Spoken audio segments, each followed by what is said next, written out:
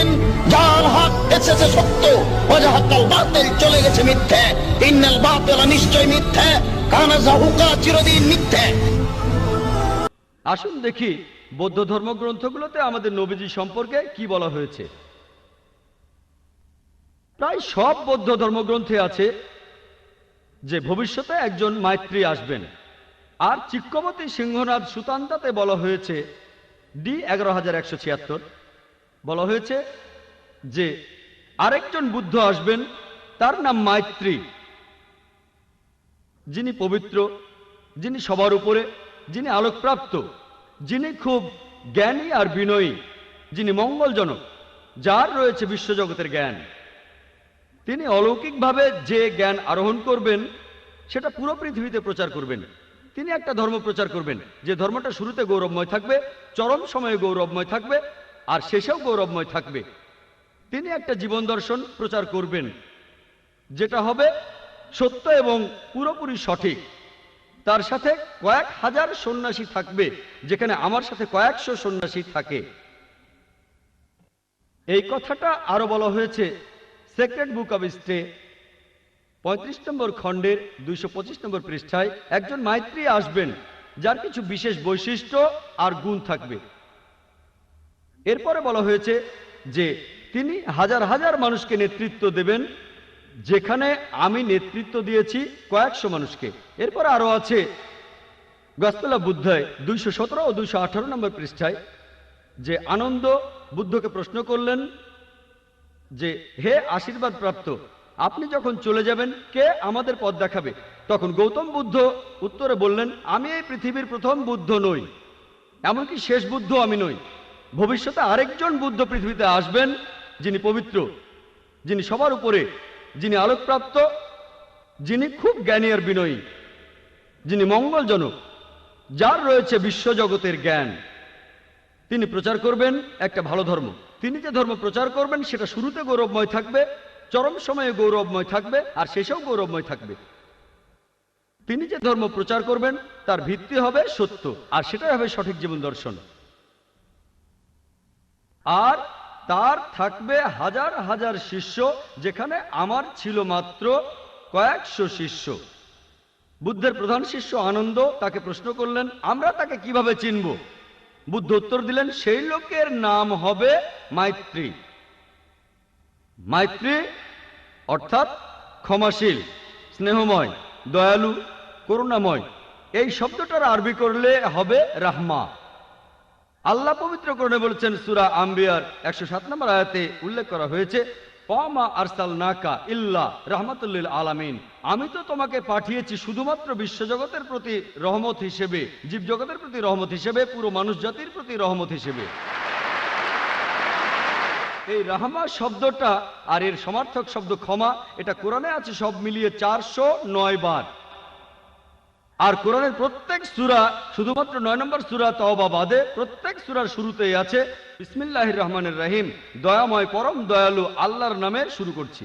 তাহলে বৌদ্ধ ধর্মগ্রন্থগুলোতে মাইত্রী নামে একজনের ভবিষ্যৎবাণী করা হয়েছে, যিনি আসলে আমাদের নবীজি সাল্লাল্লাহু আলাইহি সাল্লাম। বৌদ্ধ ধর্মগ্রন্থে নবীজি সম্পর্কে ভবিষ্যৎবাণী আরো অনেক আছে। আছে sacred book of the stay 11 নম্বর খণ্ডের 36 নম্বর পৃষ্ঠায়, মহাপরিনির্বাণ সুত্তা 2 নম্বর অধ্যায়ের 32 নম্বর অনুচ্ছেদে বলা হয়েছে যে গৌতম বুদ্ধের ক্ষেত্রে তার কোনো প্রকাশ্য অথবা গুপ্ত শিক্ষা ছিল না। হে আনন্দ, তথাগতরা অথবা শিক্ষকরা মুঠোবন্ধ করে রাখবে না, জ্ঞানটা তোমাদের নিজের কাছে রেখে দেবে না, এটা প্রচার করতে হবে। আমরা জানি মুহাম্মদ সাল্লাল্লাহু আলাইহি সাল্লাম আল্লাহর কাছ থেকে ওহী হিসাবে যা পেয়েছিলেন সেটা সবার জন্য প্রচার করেছেন, আর সাহাবাগণকে বলেছেন এগুলো মানুষের কাছ থেকে লুকিয়ে রেখো না, মানুষের মাঝে এগুলো প্রচার করো। এই ভবিষ্যৎবাণীতে এটাই বলা হয়েছে, এখানে প্রকাশ্য বা গুপ্ত কিছুই নেই, সবকিছুই মানুষের মাঝে প্রচার করতে হবে। বৌদ্ধ ধর্মগ্রন্থে এরপরে আরো আছে sacred book of the stay 11 নম্বর খণ্ডের 97 নম্বর পৃষ্ঠায়, মহাপরিনির্বাণ সুত্তা 5 নম্বর অধ্যায়ের 36 পৃষ্ঠায় বলা হয়েছে যে গৌতম বুদ্ধের যেমন এক পরিচারক ছিল, অর্থাৎ প্রধান শিষ্য আনন্দ। একইভাবে মাইত্রীরও এক পরিচারক থাকবে। ইতিহাস থেকে আমরা জানি, নবীজি সাল্লাল্লাহু আলাইহি সাল্লামের সিরাত থেকে, যে আমাদের নবীজির পরিচারক ছিলেন হযরত আনাস রাদিয়াল্লাহু আনহু। তিনি ছিলেন মালিকের পুত্র, আল্লাহ তাকে শান্তিতে রাখুন। আর হযরত আনাস রাদিয়াল্লাহু আনহু বলেছেন, আমার বাবা মা 8 বছর বয়সে আমাকে নবীজির হাতে তুলে দেন। তার মা নবীজিকে বলেছিলেন, হে আল্লাহর রাসূল, একে আপনার পরিচারক হিসেবে গ্রহণ করুন। আর হযরত আনাস রাদিয়াল্লাহু আনহু বলেছেন যে নবীজি সাল্লাল্লাহু আলাইহি সাল্লাম তাকে দেখতেন নিজের ছেলের মতোই। আর আমরা জানি হযরত আনাস রাদিয়াল্লাহু আনহু সবসময় নবীজির সঙ্গে থাকতেন। শান্তির সময় থাকতেন, যুদ্ধের সময়ও থাকতেন, নিরাপত্তার সময় থাকতেন, বিপদের সময়ও থাকতেন। এভাবে আনন্দের সাথে তার তুলনা করা যায়। যখন গৌতম বুদ্ধের দিকে একটা পাগলা হাতি তেড়ে আসলো, আনন্দ তখন বুদ্ধের সামনে গিয়ে দাঁড়িয়েছিলেন। আমরা জানি একইভাবে হযরত আনাস রাদিয়াল্লাহু আনহু উহুদের যুদ্ধের সময়, তার বয়স 11 বছর, সেই যুদ্ধে যখন শত্রুরা নবীজিকে ঘিরে ফেললো, হযরত আনাস রাদিয়াল্লাহু আনহু নবীজির পাশে ছিলেন। এরপর হুনাইনের যুদ্ধে তার বয়স যখন 16 বছর, শত্রুপক্ষের তীরন্দাজরা নবীজিকে ঘিরে ফেললো, তখনও হযরত আনাস রাদিয়াল্লাহু আনহু নবীজির পাশে ছিলেন। এভাবে আনন্দের সাথে তাকে তুলনা করা যায়। বুদ্ধের দিকে পাগলা হাতি তেড়ে এলে আনন্দ দাঁড়িয়েছিলেন বুদ্ধের সামনে গিয়ে। তাহলে এই ভবিষ্যৎবাণীটাও সত্য হয়েছে যে মাইত্রীর এক পরিচারক থাকবে। এরপর আরো আছে গসপেল অফ বুদ্ধাতে 214 নম্বর পৃষ্ঠায়, যে এই যে মাইত্রী আসবেন, অন্য যে বুদ্ধ আসবেন, তার 6টা গুণ থাকবে। প্রথমটা হচ্ছে তিনি আলোকপ্রাপ্ত হবেন রাতের বেলায়। 2 নম্বর, আলোকপ্রাপ্ত হওয়ার পরে তিনি উজ্জ্বল হবেন। 3 নম্বর, তিনি স্বাভাবিকভাবে মারা যাবেন। 4 নম্বর, তিনি রাতের বেলায় মারা যাবেন। 5 নম্বর, মারা যাওয়ার সময় তিনি উজ্জ্বল হবেন। আর 6 নম্বর হচ্ছে তিনি মারা যাওয়ার পরে তাকে এই পৃথিবীতে আর কখনো সশরীরে দেখা যাবে না। এই 6টা গুণাবলী পাওয়া যায় শুধুমাত্র আমাদের নবীজি মুহাম্মদ সাল্লাল্লাহু আলাইহি সাল্লামের মধ্যেই। আমরা জানি যে নবীজি প্রথম ওহী তিনি পেয়েছিলেন রাতের বেলায়। আর পবিত্র কোরআনে সূরা দুখানের 2 ও 3 নম্বর আয়াতে উল্লেখ করা হয়েছে। এছাড়াও সূরা কদরের 1 নম্বর আয়াতে আছে যে কোরআন নাজিল হয়েছিল মহিমান্বিত রাতে। এরপরে আছে তিনি উজ্জ্বল হবেন।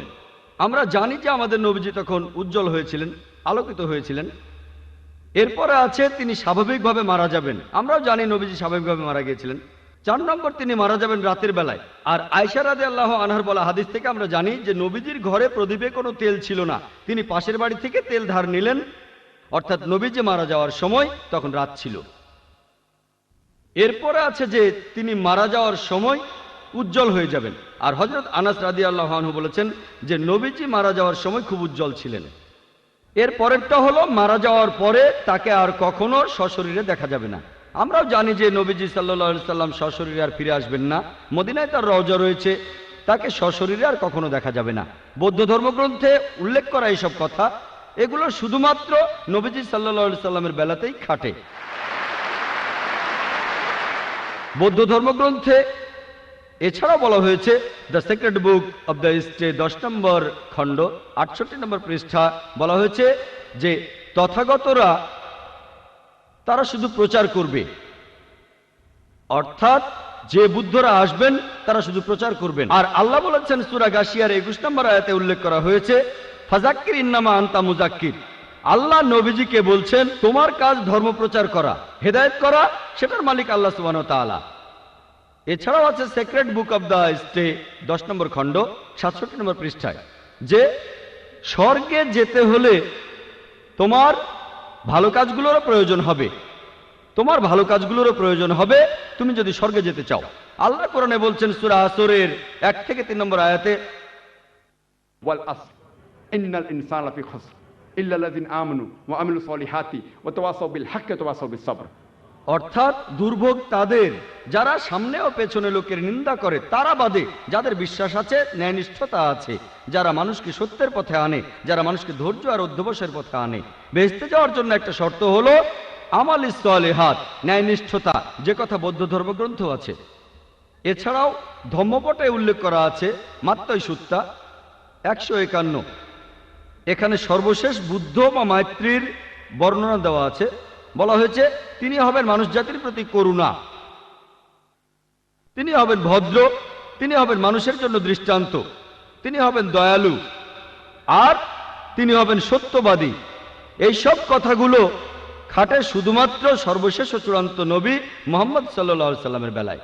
এই হলো সংক্ষেপে বৌদ্ধ ধর্মগ্রন্থে মুহাম্মদ সাল্লাল্লাহু আলাইহি সাল্লামের বর্ণনা।